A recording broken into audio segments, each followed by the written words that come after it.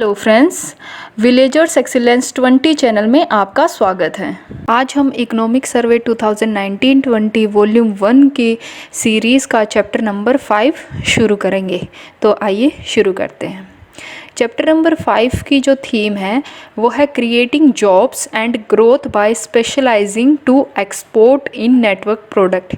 ये चैप्टर जो है इकोनॉमिक सर्वे में ये बात करता है कि इंडिया कैसे नेटवर्क प्रोडक्ट्स को एक्सपोर्ट करके, कैसे असेंबल करके इंडिया में मेक इन इंडिया के साथ जॉब्स क्रिएट कर सकता है और अपनी ग्रोथ रेट को बढ़ा सकता है।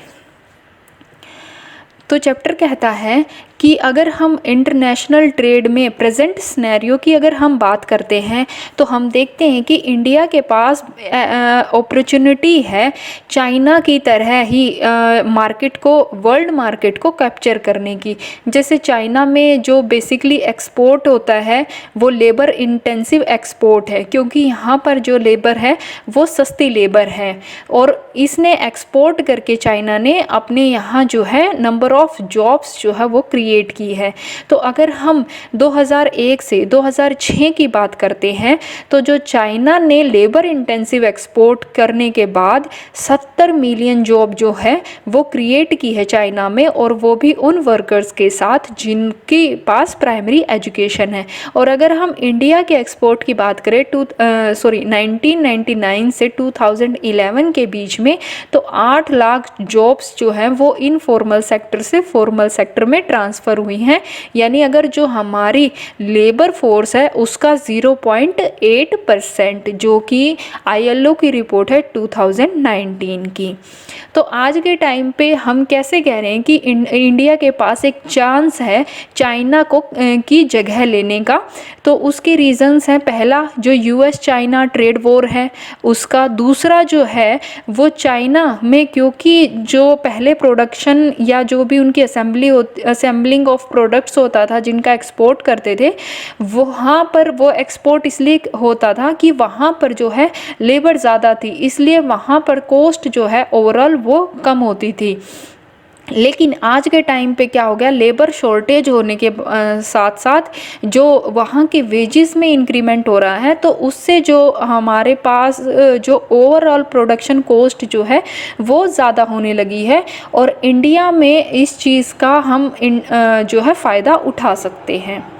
तो ये बात करता है share of export in GDP India versus world. तो ये कंपेयर किया गया है। अगर हम बात करें जैसे ये वर्ल्ड एक्सपोर्ट ऑफ गुड्स की, तो हम बात कर सकते हैं 1993 से 2017 तक ये कैसे ग्रो कर रहा है। और अगर हम बात करते हैं इंडिया की एक्सपोर्ट ऑफ अगर हम गुड्स की बात करते हैं, तो जहाँ 1993 में ये ऑलमोस्ट जो है 7-8% था, वहीं अब GDP में इसका जो शेयर है एक्सपोर्ट का जो शेयर है गुड्स का, वो बढ़ के हमारे पास कितना हो गया है, वो बढ़ के हमारे पास ऑलमोस्ट 13.2% हो गया है। और अगर हम बात करते हैं इंपोर्ट्स की, अगर हम बात करते हैं इंपोर्ट्स की, तो हमारे यहाँ जो है इंपोर्ट ज़्यादा है बजाय कि एक्सपोर्ट के, और जिससे जो है रिजल्टेंट जो है वो हमारा है करंट अकाउंट डेफिशिएट हम देख सकते हैं। यानी जो ट्रेड बैलेंस है वो हमारा जो है वो नेगेटिव में शो हो रहा है।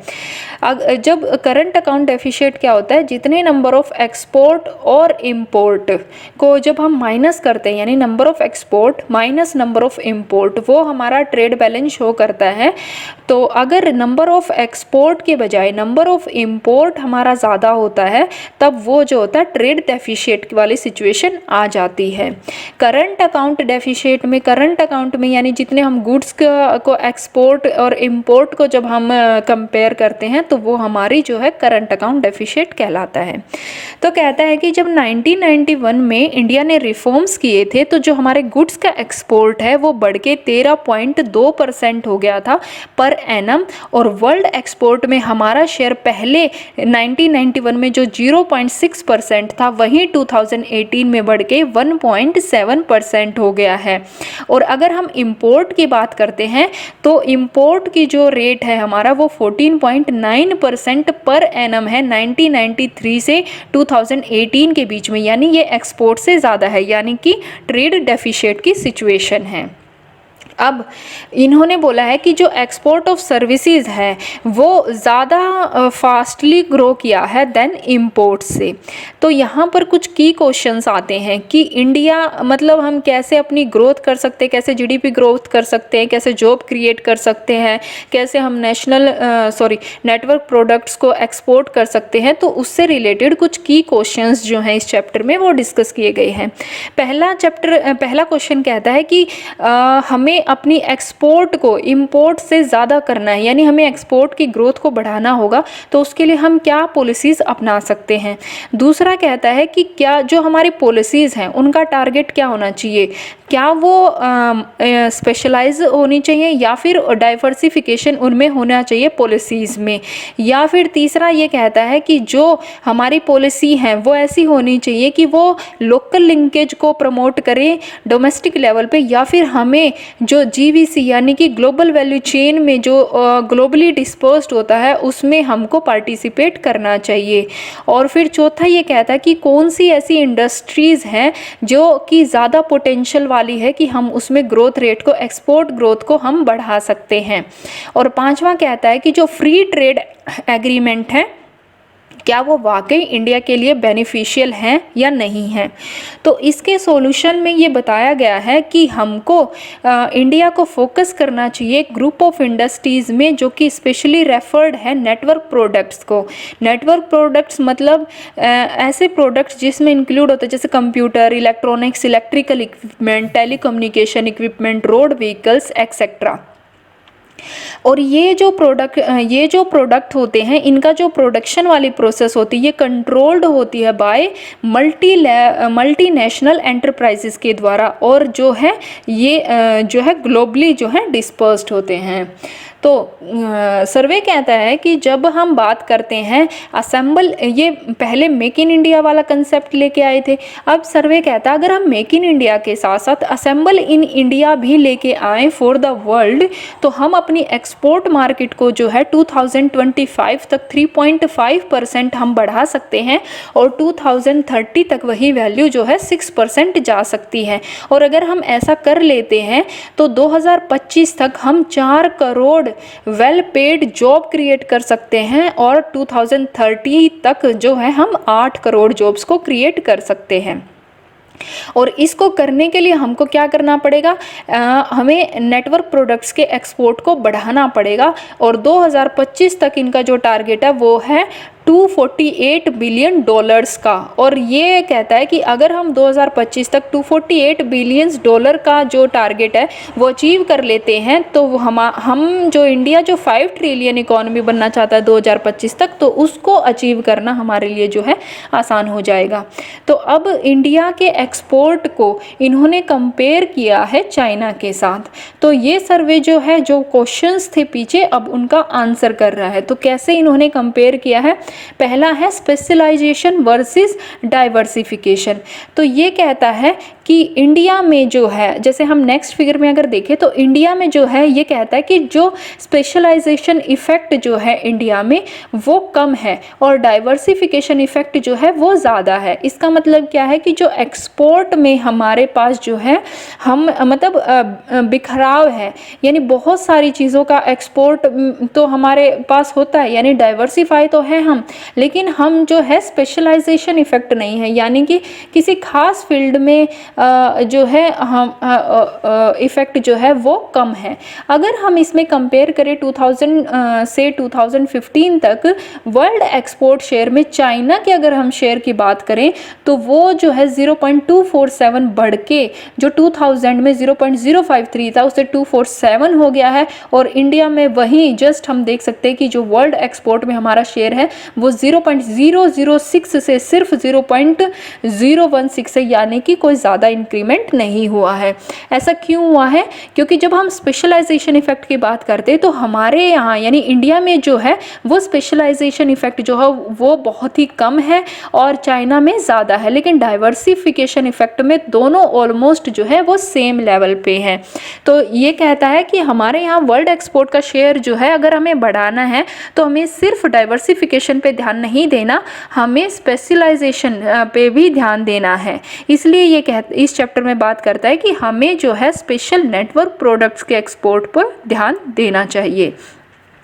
दूसरा ये इफेक्ट की बात करता है, इसी स्पेशलाइजेशन इफेक्ट को इसने फर्दर डिवाइड कर दिया क्वांटिटी और प्राइस इफेक्ट पे। ये कह रहा है कि अगर हम क्वांटिटी की बात करें तो देखो चाइना को अगर हम देख सकते हैं स्पेशलाइजेशन इफेक्ट से इनकी क्वांटिटी जो है वो कितनी ज़्यादा बढ़ गई है, ग्रो की है। वहीं इंडिया की क्वांटिटी में कोई इम्प्रूवमेंट नहीं हुआ। लेकिन अगर हम प्राइस की बात करें तो प्राइस हमारे यहाँ ज़्यादा है और वहीं प्राइस जो है हम चाइना में कम है। यानी कि हमें क्या करना पड़ेगा, हमें जो है क्वांटिटी भी बढ़ानी पड़ेगी ताकि जो है प्राइस कम हो सके। दूसरा कहता है कि हमारे यहाँ जो एक्सपोर्ट जो कम हुआ है उसका रीज़न एक ये है कि हम लोग ग्लोबल वैल्यू चेन में जो है वो शामिल नहीं है, हमारा पार्टिसिपेशन जो है वो कम है। तो इसमें एक फैक्ट ये कहता है कि इंडिया की जो नॉन ऑयल मर्चेंडाइज एक्सपोर्ट्स हैं वो जो है डिक्लाइन होके, यानी कि जो हमारे अनस्किल्ड लेबर इंटेंसिव जो एक्सपोर्ट है वो हमारे जो है घट के ऑलमोस्ट 1/2 रह गए हैं। जो 30.7% थी 2000 में वैल्यू, वहीं 2018 में वैल्यू 16.3% रह गई है, जस्ट 16.3% रह गई है। और अगर हम बात करें इधर चाइना की, इधर इंडिया की, इधर चाइना की, तो इंडिया में अगर हम देख सकते हैं जो कैपिटल इंटेंसिव है जो शेयर है हमारा एक्सपोर्ट में, वो जो 2000 में 29.3% था, ग्रो करके 53.0% हो गया। और अगर इसी कैपिटल इंटेंसिव वाले एक्सपोर्ट को हम चाइना के पर्सपेक्टिव से देखें तो ये जो है 72.7% है। और इनका अनस्किल्ड लेबर इंटेंसिव एक्सपोर्ट यानी कि नॉन ऑयल मर्चेंडाइज एक्सपोर्ट की वैल्यू भी जो है वो इंडिया से ज़्यादा है 20.5%। हाँ, हम बात करें अगर नेचुरल रिसोर्सेज की और प्राइमरी रिसोर्सेज की तो इंडिया ज़्यादा फास्टली ग्रो किया है। तो अगर ठीक है, जब हम बात करते हैं, तीसरा कहता है कि इंडिया का जो है एक्सपोर्ट कम होने का रीज़न ये भी है कि हाई इनकम कंट्रीज़ में जो हमारी पेनिट्रेशन है, मार्केट तक रीच जो है वो एज़ कंपेयर टू चाइना कम है। अगर हम बात करें इस फिगर से तो जो ट्रेडिंग पार्टनर्स हैं इंडिया के, जैसे ब्लू लाइन शो करता है हाई इनकम OECD और green line other high income वाली कंट्रीज़ को शो करता है।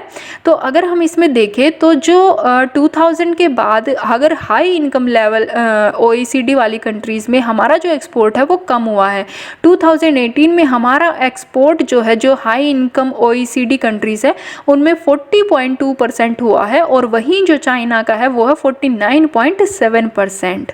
जब हम बात करें अदर हाई इनकम ग्रुप्स की तो इंडिया का 16.6% और वहीं चाइना का 14.2%। अगर हम ओवरऑल बात करें कि ट्रेडिंग पार्टनर्स के साथ जो है इंडिया का कितना एक्सपोर्ट है या मतलब कितना एक्सपोर्ट है वही, तो इंडिया का है जो दोनों को मिला के जब हम बात करते हैं जैसे हाई इनकम वालों की भी और अदर हाई इनकम वालों की भी, तो दोनों को मिला के हम जो है वो 56.7% एक्सपोर्ट कर रहे हैं और वहीं चाइना का जो है वो है 63.9%। यानी चाइना की जो पेनिट्रेशन है मार्केट में वो हाई इनकम OECD और अदर हाई इनकम कंट्रीज़ में ज़्यादा है।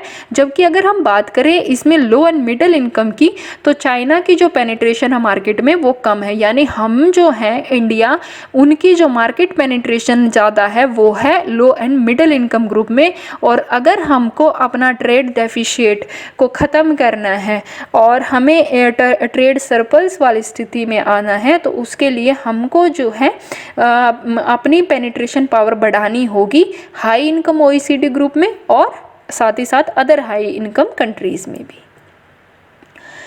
तो अब बात करते हैं share of capital intensive export की as a ratio of share of labour intensive export की। तो अगर हम बात करें जैसे हाई इनकम OECD में जब हम बात करते हैं तो हमारा जो शेयर है वो सिर्फ जहां 2000 में 0.7% था और आज भी 2018 में 0.7% है। और अगर हम बात करें लो इनकम में तो यानी कि वो 1.5% है 2018 में। वही चाइना में अगर देखें तो चाइना का जो जो एक्सपोर्ट है वो इक्वल है, यानी हाई इनकम OECD में भी 0.9 और लो एंड मिडल इनकम में भी 0.9, जबकि हमारे यहाँ एक्सपोर्ट में ज़्यादा फ़र्क देखा गया है कि हाई इनकम OECD में एक्सपोर्ट हमारा कम है, लो इनकम में ज़्यादा है। तो यानी कि हमको जो है अपने एक्सपोर्ट को जो है बढ़ाना होगा हाई इनकम OECD ग्रुप्स वाली कंट्रीज़ में। वहीं एस्टीमेट लगाया है इंडिया चाइना के गैप का, यानी कितना ज़्यादा। जब हम डॉलर वैल्यू की बात करते हैं तो देखो इंडिया की जब हम डॉलर वैल्यू की बात करते हैं तो ऑलमोस्ट 37% है, वही चाइना जो है हमसे 743% जो है वो ज़्यादा है। यहाँ हम क्वांटिटी की बात कर सकते हैं 907% और यहाँ 6% की बात करते हैं। और जो प्राइस इफेक्ट की बात करते हैं यहाँ -45%, यहाँ -113, यानी प्राइस जो है चाइनीज़ प्रोडक्ट का वो कहीं ज़्यादा कम है। और स्पेशलाइजेशन इफ़ेक्ट में तो इंडिया नेगेटिव में पहुंच गया है और यहाँ 374% है, यानी स्पेशलाइजेशन इफ़ेक्ट ज़्यादा है यहाँ पे। बल्कि इंडिया का डाइवर्सिफिकेशन इफ़ेक्ट जो है वो चाइनीज़ से ज़्यादा है। लेकिन अगर हमको अपना एक्सपोर्ट बढ़ाना है तो हमें डाइवर्सिफाई ही नहीं करना अपने प्रोडक्ट को, बल्कि हमें स्पेशलाइजेशन भी चाहिए। तो जो अब इंडिया जो है कैसे हाई इनकम कंट्रीज़ में अपने मार्केट में कैसे अपनी रीच बढ़ा सकता है, उसके लिए इन्होंने बताया कि हमको फोकस करना चाहिए दो चीज़ों पे।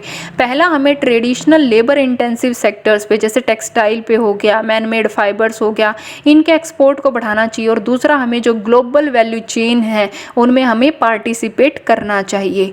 तो जो ग्लोबल वैल्यू चेन है वो क्या कहता है किसी कंट्री के लिए, कहते मतलब जब हम ग्लोबल वैल्यू चेन में पार्टिसिपेट ज़्यादा करते हैं तो ये माना गया है कि जो हमारा एक्सपोर्ट है वो ज़्यादा होता है, क्योंकि जो हमारे इनपुट्स आ रहे हैं हम उनको जो है ज़्यादा एफिशिएंट वे में जो है उनको यूज़ कर सकते हैं और अपने एक्सपोर्ट को ग्रो कर सकते हैं और ट्रेड सर्कल्स वाली सिचुएशन में आ सकते हैं।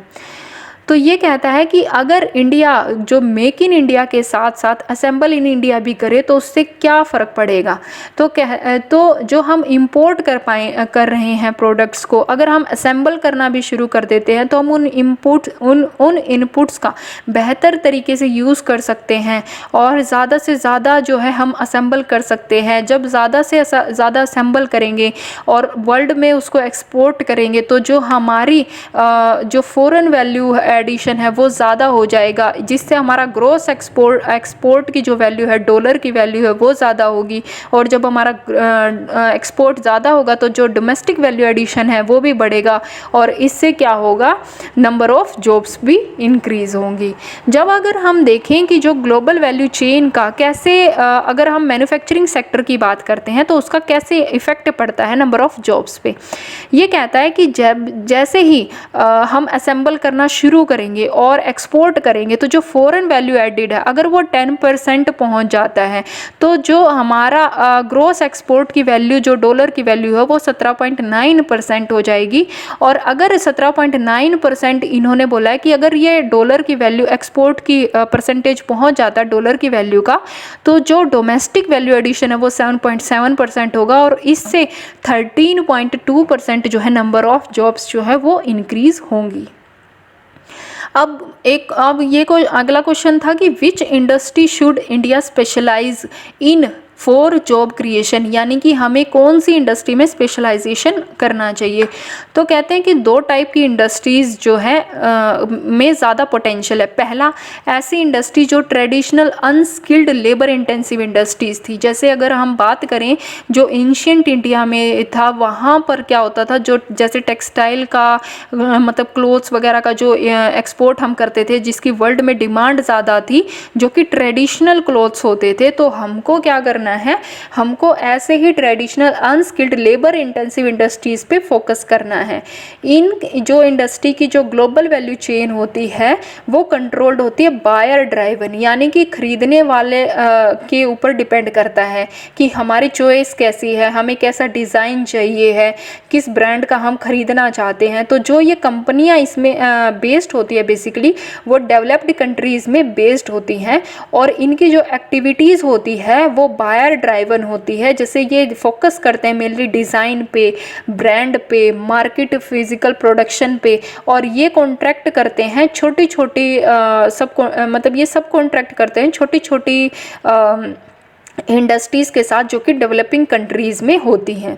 सेकंड जो होता है, हमको इंडिया के पास एक पोटेंशियल है कि वो जो है फाइनली क्या करे, असेंबल करे प्रोडक्ट्स को, और असेंबल करके उनको जो है वो मार्केट में एक्सपोर्ट करे। और जो नेटवर्क प्रोडक्ट की असेंबलिंग जो ग्लोबल वैल्यू चेन होती है इंडस्ट्री, वो कंट्रोल्ड होती है MNCs कंपनी के द्वारा, जैसे एप्पल हो गया, सैमसंग, सोनी हो गया।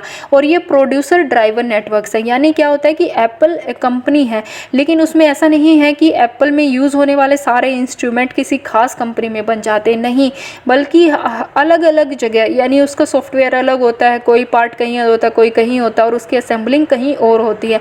तो इंडिया के पास ये अपॉर्चुनिटी है कि वो क्या कर सकता है, जो है इस मार्केट में उतर सकता है। अगर हम बात करें ओवरऑल वर्ल्ड की, तो जो नेटवर्क प्रोडक्ट्स हैं उनका वर्ल्ड में एक्सपोर्ट 2018 में जो है वो 30% था अराउंड, यानी जितना टोटल एक्सपोर्ट हुआ चीज़ों का, उसमें जो नेटवर्क प्रोडक्ट्स का एक्सपोर्ट जो है वो 30% के करीब था। और इसमें भी सबसे ज़्यादा जो हिस्सेदारी थी वो इलेक्ट्रिकल और मशीनरी की थी, जो कि 10.4% थी। अब बात करते हैं नेटवर्क प्रोडक्ट्स जो हैं वो 2 कैटेगरीज में आते हैं। पहले P&C यानी पार्ट्स एंड कंपोनेंट, यानी हम जो है एक्सपोर्ट कर सकते हैं पार्ट्स एंड कंपोनेंट को भी। और सेकंड होता है असेंबल्ड एंड प्रोडक्ट, यानी कि जो प्रोडक्ट्स को असेंबल कर सकते हैं और फाइनली उसको एक्सपोर्ट कर सकते हैं। अगर वर्ल्ड एक्सपोर्ट में हम नेटवर्क प्रोडक्ट्स की शेयरिंग देखें 2018 में, तो जो है ऑलमोस्ट कितना है 29.6, यानी कि 30% के करीब। और इसमें सबसे ज़्यादा है इलेक्ट्रिक एंड मशीनरी का, और फिर आता है रोड व्हीकल का। अगर हम इसके ट्रेंड और पैटर्न की बात करें तो कहता है कि ऑन एन एवरेज अगर हम बात करें तो जो नेटवर्क प्रोडक्ट्स होते हैं वो अगर मैन्युफैक्चर्ड एक्सपोर्ट को हम काउंट करें, वर्ल्ड एक्सपोर्ट का 30% और मैन्युफैक्चर्ड एक्सपोर्ट का 42% जो है इसमें हिस्सेदारी होती है। अगर हम असेंबल्ड एंड प्रोडक्ट के एक्सपोर्ट की बात करें तो 2000 से 2016 तक जहां ये वैल्यू 59% थी, वहीं जो है ये वैल्यू जो है बढ़ के 2017-18 तक 72% हो गई है। अगर इसमें एशिया के शेयर की बात करें तो हमारा एशिया का शेयर जो है 2000 में जहां 37% था, वहीं 2018 में जो है 51% हो गया है। और अब जो है जो शेयर है यूरोप और अमेरिका जैसी कंट्रीज़ का, वहाँ पर डिक्लाइन देखने को मिला है। तो जैसे ट्रेंड की बात करें वर्ल्ड एक्सपोर्ट में, तो जो नेटवर्क प्रोडक्ट्स का जो एक्सपोर्ट हुआ है वो हुआ है 2018 में 5.42 ट्रिलियन US$ का। और इसमें जो है जो प्रोडक्ट एंड कंपोनेंट्स की बात करें तो 1.48 और असेंबल्ड एंड प्रोडक्ट की बात करें तो 3.93 है।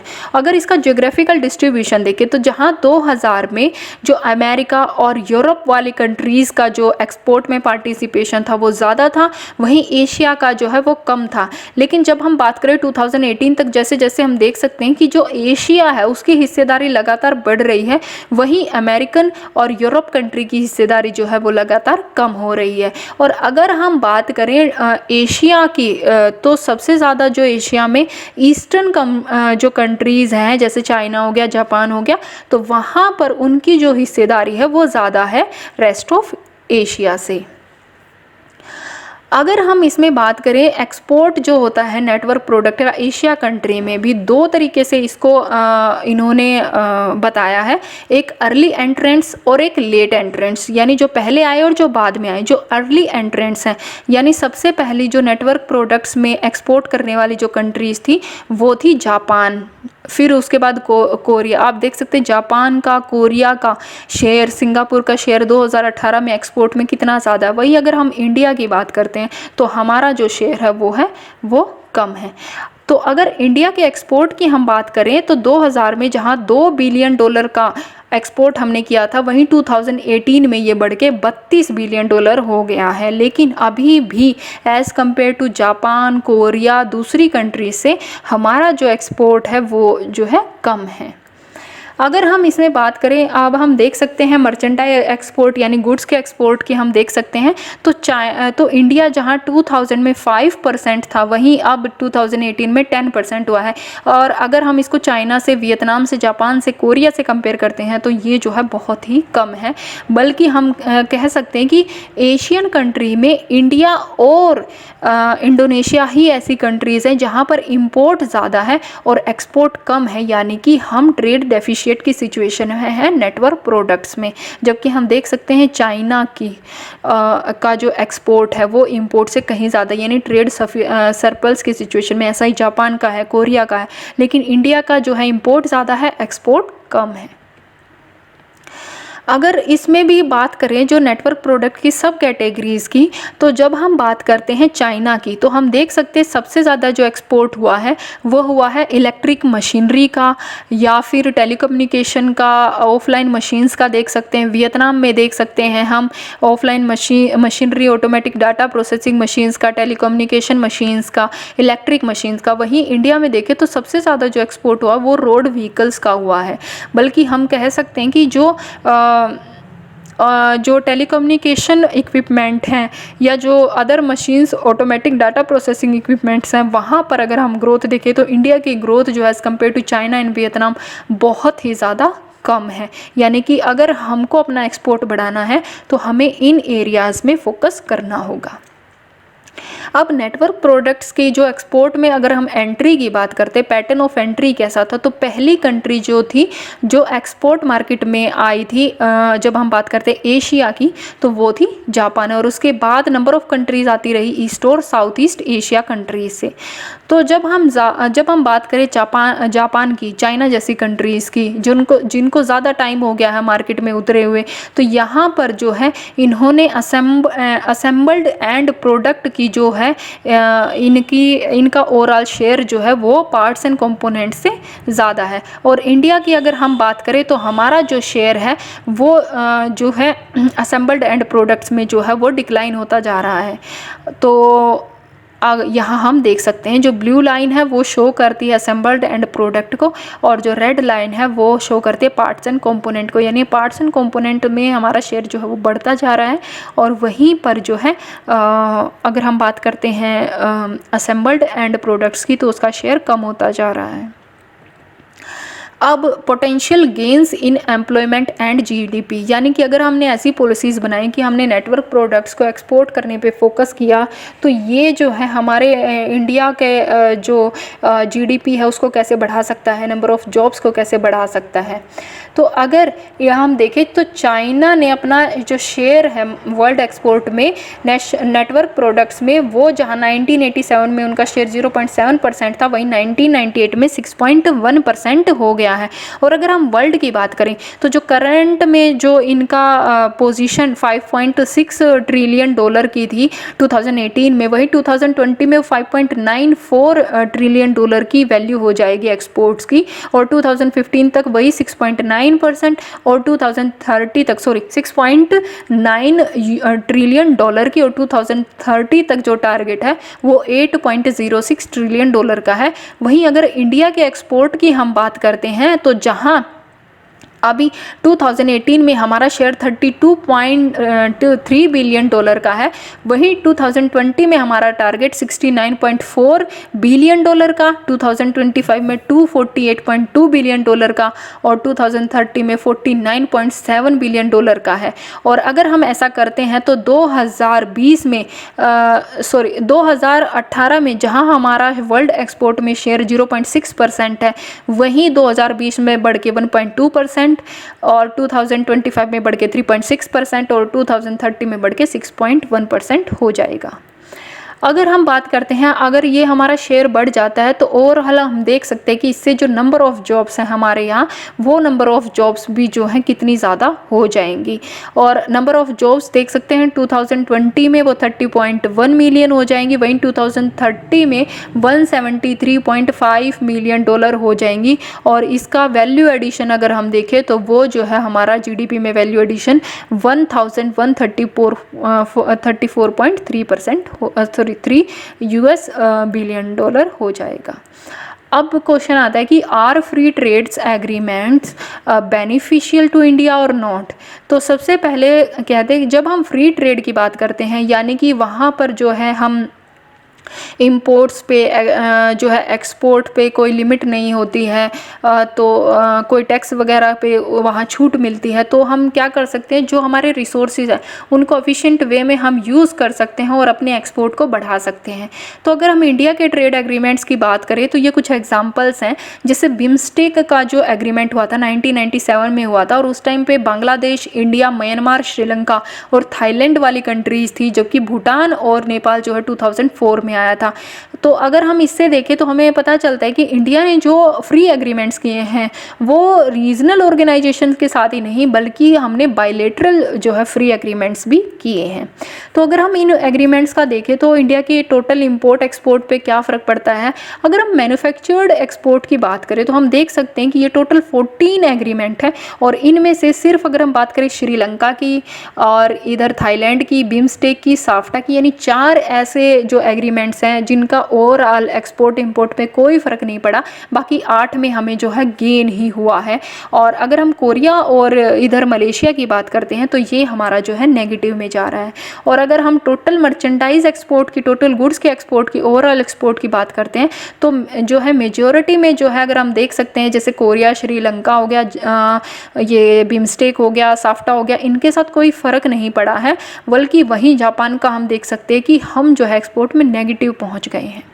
और ऐसा ही इंपोर्ट में अगर हम देख सकते हैं कि इंपोर्ट में अगर हम देखें तो यानी हमारा इंपोर्ट ज़्यादा है और एक्सपोर्ट जो है वो कम है। और वहीं एक्सपोर्ट कम है, इंपोर्ट ज़्यादा, यानी हम ट्रेड डेफिशिएट की सिचुएशन में तो नहीं है। लेकिन अगर हम ओवरऑल इससे बात करें फ्री ट्रेड एग्रीमेंट से, तो हम ये देख सकते हैं कि ओवरऑल जो एक्सपोर्ट हुआ है हमारे यहाँ, मैन्युफैक्चर्ड प्रोडक्ट का 13.4% हुआ है और टोटल मर्चेंडाइज का 10.9% हुआ है। अगर हम ओवरऑल इंपोर्ट की बात करते हैं तो मैन्युफैक्चर्ड प्रोडक्ट का 12.7% हुआ है और मर्चेंडाइज प्रोडक्ट का 8.6% हुआ है। यानी अगर हम ओवरऑल बात करें तो हमने गेन लिया है मैन्युफैक्चर्ड प्रोडक्ट में 0.7% का और जो है मर्चेंडाइज प्रोडक्ट में 2.3% का। लेकिन अभी भी हम जो है वो बहुत अच्छी हालत में नहीं है, यानी कि हमारे पास वो पोटेंशियल है जिससे हम जो है अपने एक्सपोर्ट को बढ़ा सकते हैं और ओवरऑल ट्रेड सरप्लस की सिचुएशन में आ सकते हैं जापान, कोरिया जैसी कंट्रीज़ के साथ भी। तो इसके लिए हमें क्या करना चाहिए, इसके लिए हमें ये कहते हैं कि सबसे पहले हमें ऐसी पॉलिसीज़ बनानी चाहिए कि हम जो है अपनी मार्केट को स्ट्रॉन्ग कर सकें, एक्सपोर्ट मार्केट को, जो कि नेटवर्क प्रोडक्ट वाली मार्केट होती है, क्योंकि हमारे यहाँ जो है अभी लो स्किल वाली मैन पावर है और इसका हम बेसिकली यूज़ कर सकते हैं असेंबलिंग ऑफ प्रोडक्ट्स में। दूसरा कहता है कि हमें शॉर्ट से मीडियम टर्म ऑब्जेक्टिव ये अपनाना चाहिए कि हमें जो है अपने जो असेंबलिंग एक्टिविटीज़ हैं उनको जो है एक्सपेंड कर देना चाहिए, मतलब उनके ऊपर हमें ज़्यादा फोकस करना चाहिए।